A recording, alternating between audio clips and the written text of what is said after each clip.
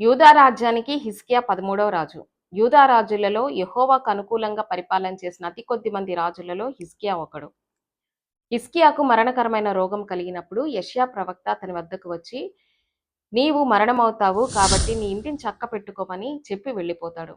అప్పుడు హిజ్కియా తన ముఖమును గోడవైపుకు త్రిప్పుకొని, యెహోవా యథార్థ హృదయముతో సత్యముతో నీ సన్నిధిలో ఎట్లు నడుచుకొంటినో సమస్తమును నీకు అనుకూలంగా ఎట్లు జరిగించితినో ఒక్కసారి జ్ఞాపకం చేసుకోమని కన్నీరు విడుచుచు ప్రార్థన చేస్తాడు.